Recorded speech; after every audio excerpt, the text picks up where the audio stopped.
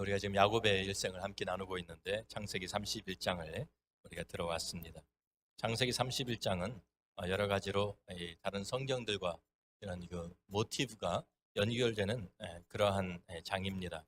창세기 31장은 우리에게 아브라함이 하나님이 부르심을 받아서 가나안 땅으로 가는 장면과 그 장면을 우리에게 연상시켜 줍니다. 그 창세기 12장 1절부터 5절을 우리가 돌아가 보면 하나님께서 아브라함을 부르시면서 하신 말씀이 있죠. 여호와께서 아브라함에게 이르시되 너는 너희 고향과 친척과 아버지의 집을 떠나 내가 내게 보여줄 땅으로 가라. 내가 너로 큰 민족을 이루고 내게 복을 주어 내 이름을 창대하게 하리니 너는 복이 될지라. 너를 축복하는 자에게는 내가 복을 내리고 너를 저주하는 자에게는 내가 저주하리니 땅의 모든 족속이 너로 말미암아 복을 얻을 것이라 하신지라. 이 아브라함이 여호와의 말씀을 따라갔고 롯도 그와 함께 갔으며 아브라함이 하란을 떠날 때에 75세였더라. 아브라함이 그의 아내 사레와 조카 롯과 하란에서 모은 모든 소유와 얻은 사람들을 이끌고 가나안 땅으로 가려고 떠나서 마침내 가나안 땅에 들어갔더라. 그래서 하나님께서 아브라함을 부르시면서 내가 너에게 보여줄 땅으로 가라. 그런데 이 땅은 아니다. 이 땅 하란 땅을 떠나서 너희 친척을 떠나고 아비 집을 떠나서 내가 너에게 보여줄 땅으로 가라. 그래서 그 말씀을 따라서 아브라함이 하란을 떠나게 됩니다. 그래서 자기 아내와 자기의 가족 중에 하나인 조카 롯과 모든 소유를 이끌고 가나안 땅으로 들어갔다라는 말씀이 나오는 것처럼 이제 창세기 31장에서도 17절 18절에 야곱이 그의 이제 손자죠. 야곱도 똑같이 그 하란 땅으로 갔다가 하란 땅에서 다시 떠나서 가나안 땅으로 들어가는 내용입니다. 야곱이 일어나 자식들과 아내들을 낙타들에게 태우고 그 모은 바 모든 가축과 모든 소유물 곧 그가 밧단 아람에서 모은 가축을 이끌고 가나안 땅에 있는 그의 아버지 이삭에게로 가려 할세. 그래서 여기에 하나님께서 아브라함을 이 하란이 역시 그 밧단 아람에 있었거든요. 거기에 떠나서 가나안 땅으로 간 것처럼 이제 그 가나안 땅을 떠나서 하란으로 도망쳐 왔던 이 야곱도 다시 하나님께서 부르셔서 다시 가나안 땅 약속의 땅으로 보내시는 이러한 장면이 여기에 나오고 있습니다. 또 이 창세기 31장은 또 이후에 나중에 이스라엘 민족의 애굽 땅에서 나와서 가나안 땅으로 돌아가는 것과 같은 그러한 그 모티프가 또 연결이 되어 있습니다. 우리가 출애굽기 20장을 보면 십계명이 나오는데 십계명 바로 전에 1절 2절에 이런 말씀이 나옵니다. 하나님이 모든 말씀으로 말씀하여 이르시되 나는 너를 애굽 땅 종되었던 집에서 인도하여 낸 내 하나님 여호와니라. 어떻게 보면 야곱이 라반에게 20년 동안 종살이를 하다가 그 소나기에서 벗어나서 약속의 땅 가나안 땅으로 되돌아가게 된 것처럼 이스라엘 자손도 그 가나안 땅을 떠났다가 애굽 땅에서 430년 동안 종살이를 하다가 이제 다시 바로의 손에서 벗어나고 그래서 약속의 땅 가나안 땅으로 돌아가게 된 것을 여기에서 이제 보여주고 있는 것이죠. 그래서 출애굽기 12장에 보면 떠날 때에 이스라엘 백성들이 애굽 땅을 떠날 때에 거기에 이런 말씀이 나옵니다. 이스라엘 자손이 모세의 말대로 하여 애굽 사람에게 은금 패물과 의복을 구하매 여호와께서 애굽 사람들에게 이스라엘 백성에게 은혜를 입히게 하사 그들이 구하는 대로 주게 하심으로 그들이 애굽 사람의 물품을 취하였더라. 그런데 여기 취하였다는 말이 약탈이라는 단어를 사용했습니다. 그러니까 그냥 받아간 것이 아니라 거의 빼앗아갈 정도로 약탈, 전쟁에서 있어 전리품을 가져가는 것처럼 그렇게 가져갔다라는 말씀입니다. 그런데 여기 창세기 31장에도 같은 내용이 나옵니다. 그냥 이스라엘 백성들이 430년 동안이나 애굽 사람들에게 종살이 하다가 그냥 빈손으로 나오지 않고 하나님께서 그 모든 그 대가를 그 종살이한 대가를 그 지불해 주신 것처럼 그 물품을 다 취해서 나온 것처럼 하나님께서 지금 야곱도 20년 동안이나 어떻게 보면 라반에게 종살이를 하다가 이제 다시 고향 땅으로 돌아가는데 빈손으로 돌아가지 않게 하시고 하나님께서 지금 그 라반의 재물을 빼앗아서 야곱에게 주셨다라는 내용이 나오고 있죠. 그래서 여기 창세기 31장 16절에 보면 특별히 이제 그 라헬과 레아가 그 이야기를 이제 가나안 땅으로 가게 된다는 이야기를 듣고 대답하는 말이 하나님이 우리 아버지에게서 취하여 가신 재물은 우리와 우리 자식의 것이니 이제 하나님이 당신에게 이르신 일을 다 준행하라. 그래서 취하여라는 말 똑같은 단어를 사용하고 있습니다. 그래서 그러면 또한 우리 출애굽과 연결돼서 생각해 볼 수 있는 것이 하나님께서 이스라엘 백성들이 나오면서 애굽의 그 바로와 또 왕인 바로와 애굽의 그 신들을 하나님께서 다 벌을 주시죠.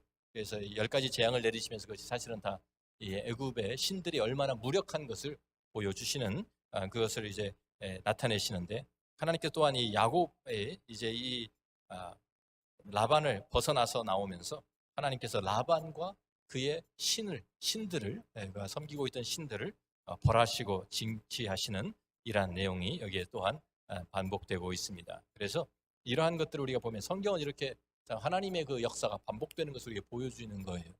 그러면서 동시에 이제 우리가 이러한 것을 우리가 이해하면서 보면 본문의 내용을 더 이해하기가 좀 더 쉽겠죠. 오늘 본문으로 돌아가서 보면은요, 하나님께서 하나님이 택하신 자들을 하나님의 뜻을 보여주시면서 인도해 주십니다. 그런데 우리가 환경을 통해서 우리의 환경을 하나님께 조성해 가시면서 하나님의 뜻을 우리에게 보여줄 때가 많습니다. 많은 사람들이 우리가 안락한 삶 가운데서, 편안한 삶 가운데서 우리가 안주하려는 그런 경향이 있습니다. 우리 사실은 그것이 우리 사람들의 모든 사람들의 그 경향이겠죠. 그것이 우리 사람들이 가지고 있는 좀 그렇게 편안하게 안락하게 안주하려는 것이 우리 어떻게 보면은 우리에게 모두 다 가지고 있는 그러한 것들인데, 야곱도 지금 자기 고향 땅을 떠나서 하란에서 이제 20년을 살게 되었습니다. 20년을 살는데 처음에는 어색하고 낯이 설었겠죠. 그리고 아무도 없는 타향 땅에 와서 살다가 힘든 시간이 있었는데, 이제 20년을 지나가니까 이제 점점 익숙해지는 것입니다. 말도 익숙해지고 풍습도 익숙해지고 사람들도 우리가 이제 알게 되고 결혼도 하고 자녀들도 낳고 재산도 풀어나고 그러니까 여기도 살만하구나, 여기도 괜찮구나, 이제 그러면서 거기에 그냥 주저앉고 싶은, 안주하고 싶은 그런 생각이 들었는지 모르겠어요. 그런 지금 상황인 것 같아요. 그런데 바로 그러한 때 하나님께서 야곱의 환경을 완전히 뒤집어 엎어 버리십니다. 오늘 31장 1절 말씀을 보면, 야곱이 라반의 아들들이 하는 말을 들은즉 야곱이 우리 아버지의 소유를 다 빼앗고 우리 아버지의 소유로 말미암아 이 모든 재물을 모았다 하는지라. 모함을 하기 시작합니다. 야곱이 들어보니까 그 라반의 아들들이 말을 막 이렇게 만들어내고 있어요. 근데 사실이 아니죠. 야곱이 왔기 때문에 라반이 참 재산을 불릴 수 있었습니다. 야곱이 수고해서 잠도 자지 않고 온 힘을 당해서 참 라반을 섬겼어요. 그래서 라반도 참 그것을 인정해 줍니다. 지난번 우리가 본 것처럼 내가 있었기 때문에 하나님께서 나에게 복을 주셨다라고 인정할 정도로 하나님께서 라반에게 풍성한 복을 내려 주셨습니다. 그런데 라반의 아들들은 참 우리 것이, 저희 아버지의 것이 우리에게 와야 되는데 도리어 참 야곱에게 자꾸만 가는 것을 보면서 시기하고 질투하면서 그것을 모함하고 있는 것입니다. 그래서 그런 말을 듣고서 야곱이 라반의 안색을 보니까 라반의 얼굴빛이 전과 같지 않다라고 여기에 말씀하고 있습니다. 우리 이런 말이 있습니다. 독수리가 새끼를 낳게 되면 그 새끼들을 키우기 위해서 절벽 높은 곳에, 사람들의 손이 닿지 않는 곳에 둥지를 만든다고 합니다.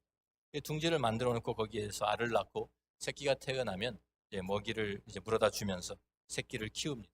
이 독수리 새끼들이 어느 정도 이제 자라면 날개에 힘이 생기기 시작합니다. 그래서 이제 나는 것을 배워야 되는데, 이 어미 독수리가 새끼 독수리에게 나는 법을 가르쳐 주기 위해서 제일 먼저 하는 것이 자기의 그 날카로운 부리와 또 그 발톱을 가지고 자기가 만들어 놓은 그 둥지를, 지금 새끼들이 지금 살고 있는 둥지를 다 부서뜨린다고 합니다.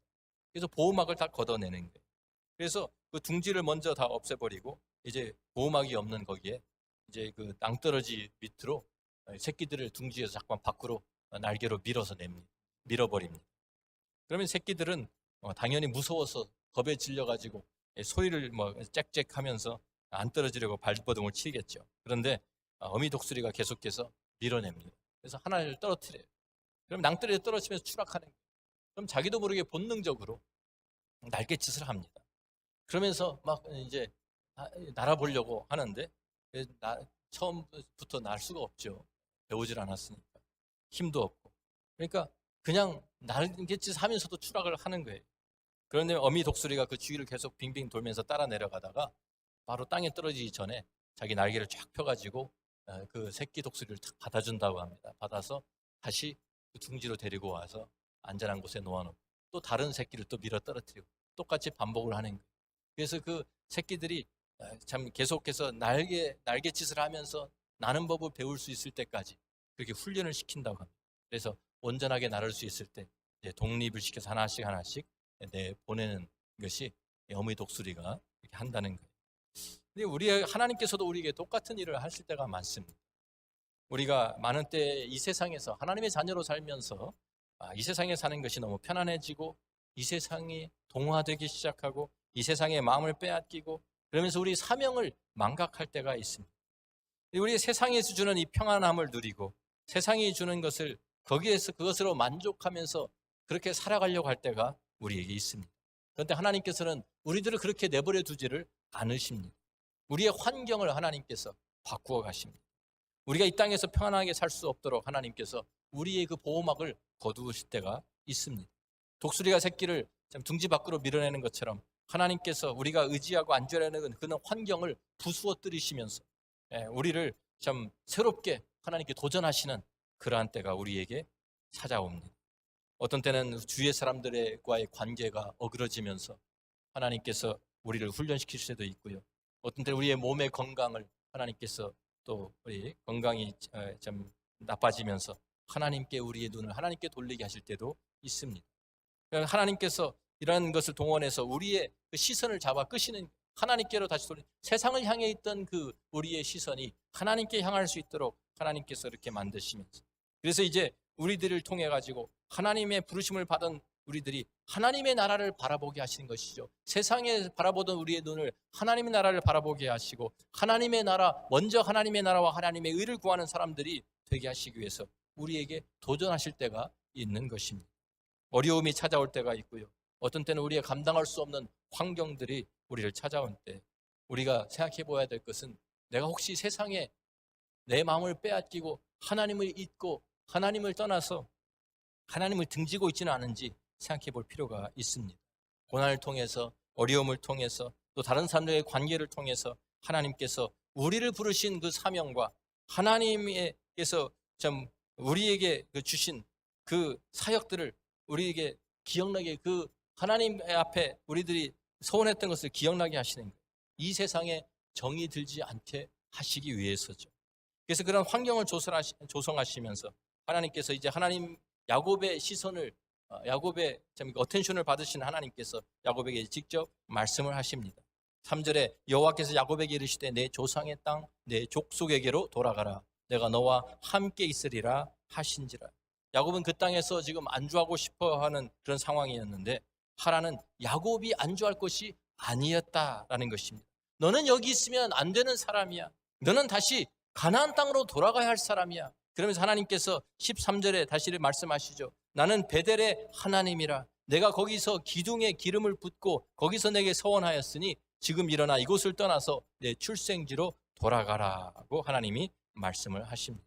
20년 전에 야곱이 도망쳐 올 때 베델에서 만난 그 하나님을 다시 상기시켜 주면서 내가 그때 너에게 준 그 약속을 기억하느냐? 너는 그때 그 기둥에 기름을 붓고 내게 서원한 것을 기억하느냐고 도전하고 계시는 것입니다. 다시 말해서 너는 할 일이 있는 사람이야. 너는 내가 택해서 세운 사람이야. 너는 사명이 있는 사람이야. 너는 여기 하란 땅에서 살 사람이 아니야. 여기에 있으면 안 되는 사람이야 라고 말씀하시면서 너는 이제 일어나서 돌아가라고 너희 사명을 감당하라고 하나님께서 야곱에게 도전을 하십니다. 야곱의 그 둥지를 부수어뜨리시면서 밀어내고 계시는 것입니다. 하나님의 사람으로 정말 하나님의 사명을 감당하는 사람이 되게 하기 위해서 가나안 땅으로 돌아가서 정말 다시 아브라함의 그 복을 이어가는 하나님의 사람, 모든 세상의 모든 사람들이 복을 받을 수 있도록 그 축복의 통로가 되라는 그 하나님의 도전을 야곱에게 주신 것입니다. 하나님께서 우리를 인도하시는 방법도 마찬가지입니다. 우리의 환경을 조성하시면서 우리에게 하나님의 말씀을 성경을 통해서 우리에게 말씀해 주시고 우리 안에 갈망함을 주시면서 우리가 하나님께서 우리를 인도하시는 것을 따라갈 수 있도록 우리를 이끌어 가십니다. 하나님께서 우리를 이 땅에서 우리를 부르신 것도 우리에게 사명을 주신 것이기 때문입니다. 이 세상에 우리가 안주하고 안락하게 살라고 여기에 그냥 편안하게 살고 있으라고 우리를 부르신 것이 절대로 아닙니다. 베드로전서 1장을 보면 신약성경 베드로전서 1장에 나그네라는 말이 반복해서 나오고 있습니다.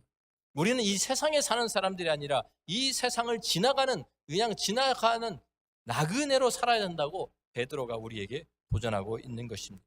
베드로전서 1장 1절 2절 말씀 보면 예수 그리스도의 사도 베드로는 본도, 갈라디아, 갑바도기아, 아시아와 비두니아에 흩어진 나그네, 곧 하나님 아버지의 미리 아심을 따라 성령이 거룩하게 하심으로 순종함과 예수 그리스도의 핏부림을 얻기 위하여 택하심을 받은 자들에게 편지하노니 은혜와 평강이 너희에게 더욱 많을지어다. 하나님의 그 택하심을 받아서 살아가는 그 부르심을 받은 그들은, 예수 그리스도의 핏부림으로 우리 구속함을 받은 우리들은 이 세상이 우리가 살 세상이 아니라 영원한 하나님의 나라를 바라보고 사는 사람들이기 때문에 이 땅은 나그네같이 살아야 된다고 우리에게 도전하고 있는 것입니다. 베드로전서 1장 17절에도 이렇게 말씀하시죠. 외모로 보시지 않고 각 사람의 행위대로 심판하시는 이를 너희가 아버지라 부른즉 너희가 나그네로 있을 때에 두려움으로 지내라. 계속해서 베드로전서 2장 11절 말씀도 같은 내용입니다. 사랑하는 자들아, 거리우민과 나그네 같은 너희를 권하노니 영혼을 거슬러 싸우는 육체의 정욕을 제어하라고 우리에게 권고합니다. 우리들은 나그네들입니다. 우리들은 이 땅에서 영원히, 이 세상에서 영원히 살 사람들이 아니라 하늘에 본향을 두고 있는, 돌아가야 될 본향이 있는 나그네들입니다. 나그네들이기 때문에 나그네같이 살라고 우리에게 도전하고 있는 것입니다. 히브리서 11장도 역시 우리에게 같은 내용을 우리에게 말씀해 주고 있습니다. 히브리서 11장 13절 말씀 보면 이 사람들은, 우리의 믿음의 선조들을 이야기하면서 이 사람들은 다 믿음을 따라 죽었으며 약속을 받지 못하였으되 그것들을 멀리서 보고 환영하며 또 땅에서는 외국인과 나그네임을 증언하였으니 그들이 이같이 말하는 것은 자기들이 본향 찾는 자임을 나타냄이라. 그들이 나온 바 본향을 생각하였더라면 돌아갈 기회가 있었으려니와 그들이 이제는 더 나은 본향을 사모하니 곧 하늘에 있는 것이라. 이러므로 하나님이 그들의 하나님이라 일컬음 받으심을 부끄러워하지 아니하시고 그들 위하여 한 성을 예비하셨느니라. 그래서 우리는 이 땅에 살아가는데 외국인과 같이, 나그네와 같이 살아가야 된다고 말씀합니다. 우리가 아무리 오래 70년, 80년, 100년을 살아도 이 땅에서 안주하고 영원히 이 땅에 사는 사람들이 아니라 우리는 돌아갈 본향이 분명히 있고, 사도 바울이 말한 것처럼 우리는 천국의 시민권을 가진 사람들이기 때문입니다. 이 도전을 받은 야곱, 이 새로운 사명을 하나님께서 사명을 이끌어 주시는 것을 그가 듣고 하나님께서 순종합니다. 지금 창세기 31장에 야곱은 그 하나님의 부르심을 다시 받고 나서 20년이 지난 후에 자기가 지금 가지고 있는 모든 것을 다 정리하면서 새로운 곳으로 옮긴다는 것이 쉬운 것이 아니죠. 순종한다는 것이 사실 쉬운 일이 아닙니다. 저희도 위스콘신에서 23년을 한 집에 살았습니다. 한 집에 살았는데 갑자기 한 달 안에 이사를 해야 된다 그러니까 이사 짐을 싸야 되는데요. 너무 정신이 없는 거예요. 23년 동안 한 집에서 한번 살아보세요. 어떻게 되는지. 곳곳에 지하실부터 클라셋 모든 곳에 짐들이 다 쌓여 있습니다. 우리가 이 점을 정리하다 보니까 우리 아이들이 어릴 때 유치원 때 그린 그림까지 다 모아놨더라고요. 그래서 그걸 어디다 쓰려고, 어디다가 언제 전시하려고 모아놨는지 모르는데 하여튼 그런 것도 있고요. 아이들이 페인트 칠한 거, 조금만 만든 거, 학교에서 만들어 온 소품들, 이런 것도 다 안 버리고, 버릴 게 없죠. 이거는 이래 추억이 있으니까 못 버리고요. 어디 가서 여행 갔다가 가져온 거, 이거는 이런 이유가 다 있어가지고 그것을 다 모아놓고 있는 거예요. 그런데 그거 다 갖고 올 수가 없잖아요. 여행하는 사람이 자기의 집 여행하는데, 지금 일주일 여행하는데 자기 짐을 다 갖고 그래서 이사하는 사람처럼 짐을 싸면 이상한 거죠. 간단하게 챙기는 거예요. 그런데 어떤 사람들은 큰 차에다가 온갖 것을 다 싣고 다니는 사람도 있긴 하더구만요. 그런데 20년 동안 한 집에 살았다. 우리도 이사할 때 보니까 박스에 정리하다가 나중에는 지쳐가지고요. 중요한 것부터 챙기자. 시간이 없다. 다 쌀 수가 없다. 다 가져갈 수도 없고. 그러니까 중요한 것부터 챙겨놓고 나머지 시간이 되니까요. 그냥 다 나머지는 전부 다 굿윌 스토어에 다 보냈어요. 수십 번 왔다 갔다 하면서 다 날라가지고 갖다 주고 짐을 정리를 하게 되더라고요. 근데 하나님께서 우리가 이 땅에서, 우리는 이 땅에 사는 사람들이 아닌데 영원한 나라를 향해서 나아가고 있는 지금 순례자들이고 우리는 나그네들인데 이 땅에 우리들이 너무 많으면 많을수록 그 땅에 묶여 있는 거예요. 얽혀 있는 거예요. 지금 우리가 여행하는 사람들이라고 하면 일주일 여행 다녀올 때 가방 하나 간단하게 챙겨가는 거 아닙니까? 그냥 우리가 입을 옷, 우리가 간단한 것 몇 가지 가지고 여행 갔다가 오면 되는데, 우리가 하나님 나라를 향해서 가는 우리 여행객들이란 말이죠. 이 땅을 그냥 지나가는 사람들, 우리의 짐을 가볍게, 우리를 얽어매고 있는 많은 것들을 내려놓을 필요가 우리에게 있습니다.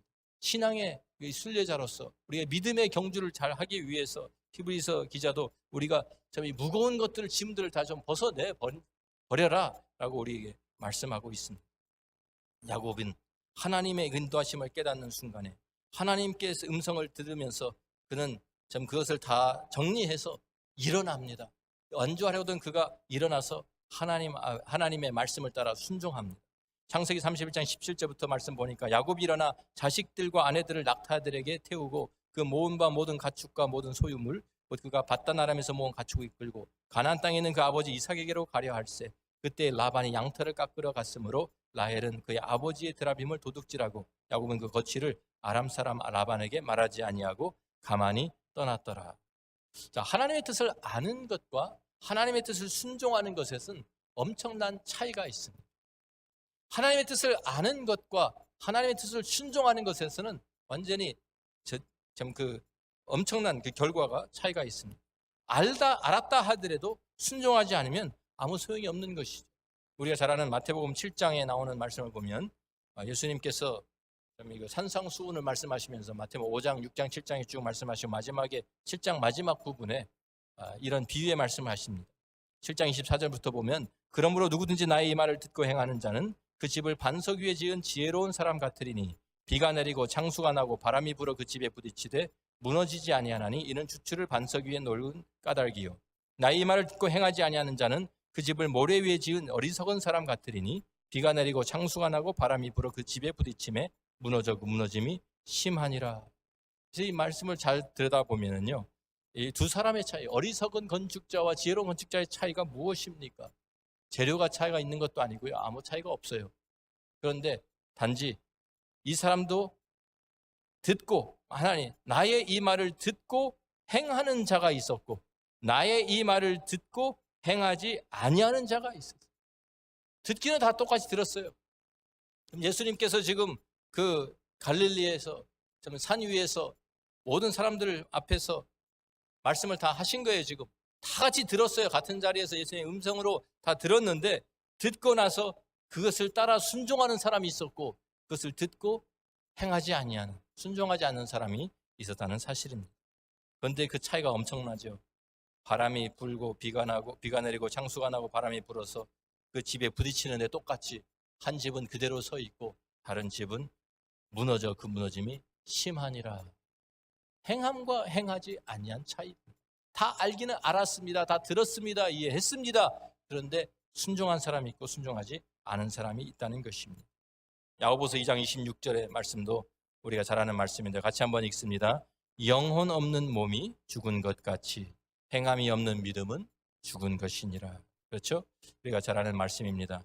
우리가 행함이 없는 믿음, 알기는 아는데 듣고 머리로는 다 이해했는데 행함이, 순종함이 없는 믿음은 죽은 것이다 라고 성경이 우리에게 분명히 말씀합니다. 야고보서 4장 17절 말씀도 마찬가지입니다. 그러므로 사람이 선을 행할 줄 알고도 선이 무엇입니까? 하나님의 뜻입니다. 그것을 하나님의 뜻을 깨달은데도 불구하고 그것을 행하지 아니하면 뭐예요? 불순종입니다. 죄라고 우리에게 가르치고 있습니다. 그래서 우리가 하나님의 말씀을 들은 후에 하나님의 말씀을 이해하고 그것을 우리가 깨달은 후에는 순종하는 것이 꼭 필요합니다. 순종하지 아니하면 아무 소용이 없기 때문입니다. 지금 야곱이 일어나서 하나님의 말씀을 순종해서 가나안 땅을 향해서 다시 내려갑니다. 그런데 라반의 추격이 시작이 됩니다. 31장 21절 말씀부터 보면 그가 그의 모든 소유를 이끌고 강을 건너 길르앗산을 향하여 도망한 지 3일 만에 야곱이 도망한 것이 라반에게 들린지라. 라반이 그의 형제를 거느리고 7일 길을 쫓아가 길르앗산에서 그에게 이르렀더니 밤에 하나님이 아람 사람 라반에게 현명하여 이르시되 너는 삼가 야곱에게 선악간에 말하지 말라 하셨더라. 라반이 야곱을 뒤쫓아 이르렀으니 야곱이 그 산에 장막을 친지라. 라반이 그 형제와 더불어 길르앗산에 장막을 치고 라반이 야곱에게 이르되 내가 나를 속이고 내 딸들을 칼에 사로잡힌 자같이 끌고 갔으니 어찌 같이 하였느냐. 내가 즐거움과 노래와 북과 수금으로 너를 보내겠거늘 어찌하여 내가 나를 속이고 가만히 도망하고 내게 알리지 아니하였으며 내가 내 손자들과 딸들에게 입맞추지 못하게 하였으니 내 행위가 참으로 어리석도다. 너를 해할 만한 능력이 내 손에 있으나 너의 아버지 하나님이 어젯밤에 내게 말씀하시기를 너는 삼가 야곱에게 선악간에 말하지 말라 하셨느니라. 이제 내가 내 아버지 집을 사모하여 돌아가려는 것은 옳거니와 어찌 내 신을 도둑질하였느냐. 라반이 추격한 진정한 그 동기가 마지막 절 30절에 나와 있습니다. 지금 3일 야곱이 떠난 지 3일 만에 라반이 그것을 알게 되었어요. 그리고서 사람을 모아가지고 7일 길을 3일이나 늦게 출발했으니까 이 야곱을 따라잡았을 때는 7일이 걸린 거예요. 7일 걸려서 길르앗산은 이제 그 아람 땅과 하란인 아람 땅과 가나안 땅 중간에 있는 그 지형이 길르앗입니다. 거기에 이제 왔을 때 이제 만나게 된 것이죠. 그러면서 처음에는 내가 내 손자들에게 내 딸들에게 굿바이도 하지 못하게 이렇게 하는 법이 어디 있냐 그렇게 말을 이제 시작하지만 진정한 라반이 야곱을 쫓아온 이유가 30절에 있는 말입니다. 이제 내가 내 아버지 집을 사모하여 돌아가려는 것은 옳거니와 어찌 내 신을 도둑질하였느냐. 여기에 우리가 앞에 9절에 보면 라반이 양털을 깎으러 갔을 때 라헬이 그의 아버지의 드라빔을 도둑질하고 라고 하는데 드라빔이 무엇이냐면요. 그 가정의 수호신입니다. 가정의 수호신을 이제 우상을 손바닥만한 이제 크기로 만들어 가지고 그것을 금으로 장식을 해서 가정에 모셔놓고 그 앞에서 복을 달라고 빌고 또 그 앞에서 우리를 보호해 달라고 간구하는 것이죠. 그래서 이 드라빔, 이 가정 수호 신상을 이제 그 라헬이 훔쳐가지고 나온 거예요. 그래서 그것을 알게 된 라반이 이것을 다시 되찾기 위해서 쫓아온 것이죠. 그래서 이 라헬이 왜 이 드라빔 도둑질에 나왔을까? 먼 길을 가니까 보호를 받기 위해서 훔쳤다고 볼 수도 있고요. 또 다른 의미는 드라빔을 가지고 있는 사람이 아버지의 상속권을 그것을 이제 독차지할 수 있습니다. 그래서 상속권 때문에 라헬이 훔쳤다라고 하는 학자들도 있습니다. 그런데 그러니까 아직도 하나님을 섬기면서 우상 숭배에 젖어 있던 그 당시에 라반과 가족들과 라헬의 모습을 우리가 여기서 볼 수 있습니다. 그래서 이 라반이 드라빔 때문에 드라빔을 되찾기 위해서 길을 쓰고 쫓아온 것입니다. 드라빔이 없어지면 나중에 야곱이 찾아와서 드라빔을 내놓으면서 당신의 재산은 다 내 것입니다라고 하면 다 내줘야 되거든요. 그러니까 드라빔을 찾기 위해서 어떻게 보면 야곱이 그냥 자기 재산과 자기 가족들만 가지고 갔으면 이렇게 7일이나 쫓아올 이유가 없을지도 몰라요. 그런데 드라빔 때문에 도리어 좀 보호를 받고 도움을 받은 것이 아니라 위험에 처하게 된 것입니다. 라반이 자기 사람들을 다 이끌고 온 것은 이제 여기 말한 것처럼 내가 너를 다 해할 수도 있었는데 그런 상황이에요. 다시 다 사로잡혀가서 다시 종살이하게 될 수도 있는 그런 상황이었는데 하나님께서 라반의 꿈에 나타나셔서 야곱을 보호해 주시죠. 그래서 하나님께서 이 베들레 야곱에게 약속하신 것처럼 내가 너와 함께 있겠다. 내가 너를 지켜주겠다. 어디로 가든지 너를 이끌어 이 땅으로 돌아오게 할 것이다. 내가 너에게 허락한 것을 다 이루기까지 너를 떠나지 않겠다. 너와 함께 해주겠다. 보호해주겠다 약속하신 하나님께서 라반의 손에서 야곱과 그 가족들을 지켜주시고 보호해 주신 것입니다. 드라빔이 아니었습니다. 라헬이 드라빔을 훔친 것을 모르니까 라반에게 당당히 말을 합니다. 우리가 무엇 훔쳐왔다는 것입니까? 우리가 무엇이든지 훔친 것이 있으면 당장 그 사람은 당장 살지 못하고 죽게 될 것입니다. 그리고 당당하게 말을 합니다.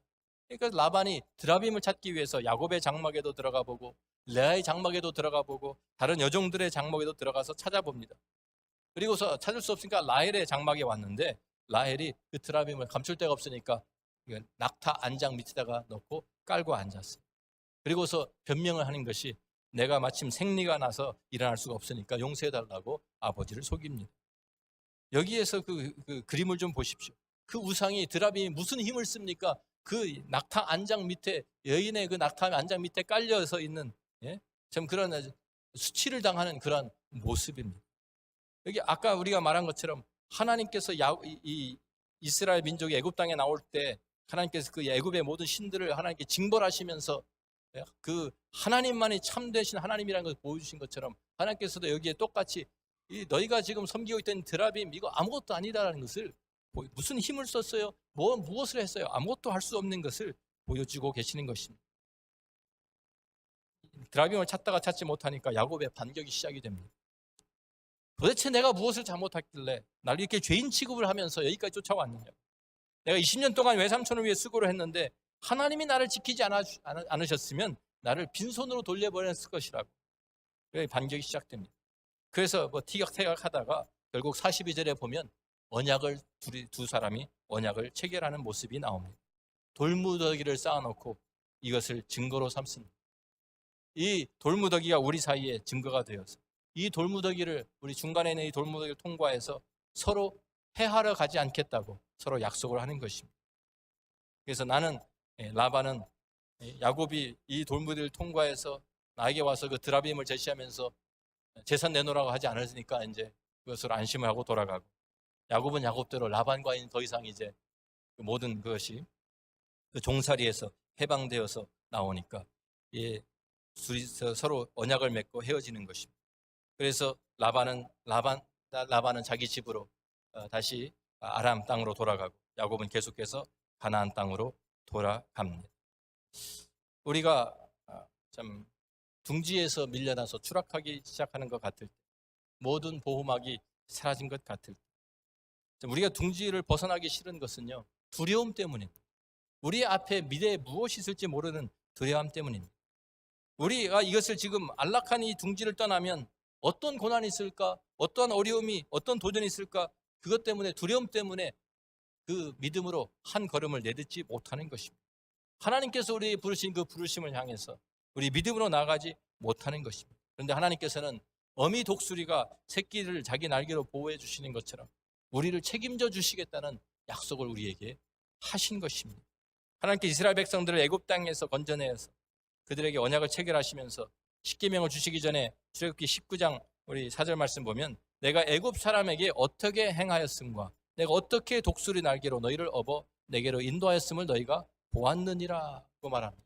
우리 아까 얘기하는 그 어미 독수리가 새끼 독수리를 받아서 보호하는 그 그림을 하나님께서 참 그 독수리 날개로 너희를 업어 인도하였다라는 그 말씀을, 우리가 그 그림을 보여주는 것입니다.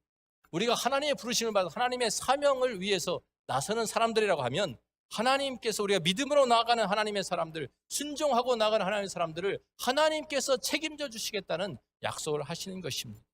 독수리 날개로 우리를 받아주실 거라고 말씀하십니다. 우리가 믿음으로 나아갈 때 우리는 하나님께서 우리를 위해 예비해 놓으신 모든 은혜와 복을 누리게 될 것입니다. 근데 독수리가 둥지를 벗어나지 아니하면 절대로 나는 법을 배울 수가 없습니다. 우리가 하나님의 앞에서 우리가 믿음으로 나가지 아니하면 우리는 절대로 하나님께서 우리에게 주신 사명을 이룰 수도 없고 하나님의 뜻을 행할 수 없게 되는 것입니다.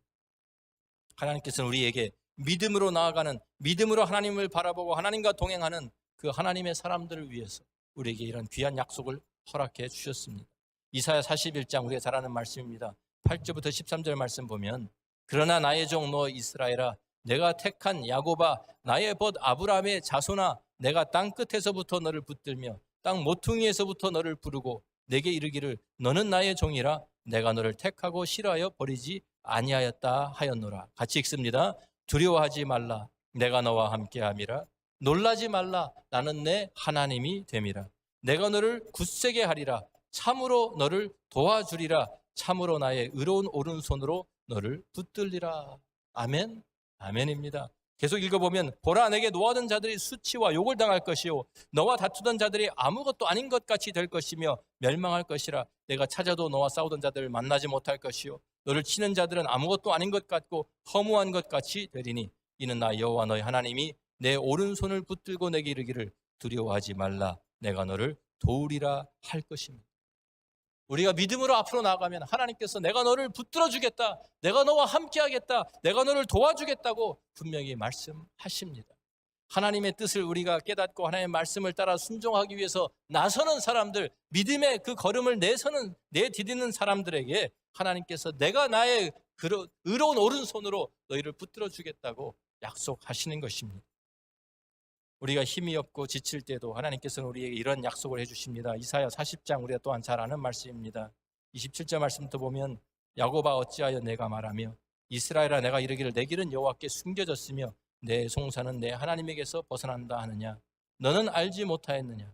듣지 못하였느냐? 영원하신 하나님 여호와 땅 끝까지 창조하신 이는 피곤하지 않으시며 곤비하지 않으시며 명철이 한이 없으시며 피곤한 자에게는 능력을 주시며 무능한 자에게는 힘을 더하시나니 소년이라도 피곤하며 곤비하며 장정이라도 넘어지며 쓰러지되 오직 여호와를 앙망하는 자는 새 힘을 얻으리니 독수리가 날개치며 올라감 같을 것이요 다른 박질하여도 곤비하지 아니하겠고 걸어가도 피곤하지 아니하리로다. 아멘. 믿으십니까? 우리는 힘들고 어려울 때 우리와 함께 하시는 하나님 도우심, 하나님의 보호하심, 하나님의 그 인도하심을 우리는 좀 기대할 수 있습니다. 우리가 사는 이 세상 영원한 세상이 아닙니다. 우리는 영원한 세상을 향해 나아가는 나그네들입니다. 우리는 이 땅을 순례자로 지나가야 합니다. 믿음으로 우리가 나아갈 때 하나님께서 우리에게 약속하신 것처럼 우리와 함께 해주시고 우리에게 복을 주시고 우리를 책임져 주시고 우리에게 힘을 주시고 우리를 인도해 주시는 것을 믿으시기 바랍니다. 우리가 이만큼 했으면 됐지, 이 정도만 하면 됐지, 믿음 생활도 이 정도 하면 됐지 하고 안주하고 있는 분은 안 계신지 모르겠습니다.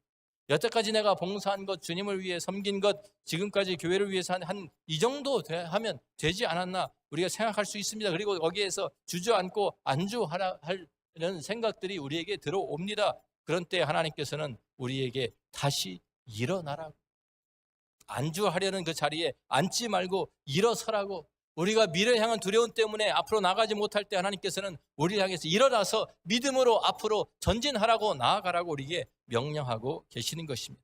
우리의 믿음의 순례를 계속하라고, 나그네의 삶을 계속 살아가라고, 본향에 이를 때까지, 하나님 나라에 이를 때까지 우리들을 계속 밀어내시는 것입니다. 하나님께서 우리의 둥지를 파괴하신 것 같은, 보호막을 걷어가신 것 같은 때가 있습니다. 그런 때에 하나님의 음성을 들으시는 우리 모두가 되기를 바랍니다. 하나님께서 우리에게 주시는 새로운 도전, 새로운 세상, 새로운 그 세계를 향해서 우리가 나아가 새로운 사명을 감당하는 믿음의 사람으로, 이제는 정말 주님께서 우리에게 주시는 힘으로 독수리가 날개치며 올라감과 같은 그러한 새로운 힘찬 비상을 하는, 그 하나님의 그 부름의 상을 위해서 비상을 하는 저와 여러분이 되기를 주의 이름으로 축원합니다. 기도하겠습니다.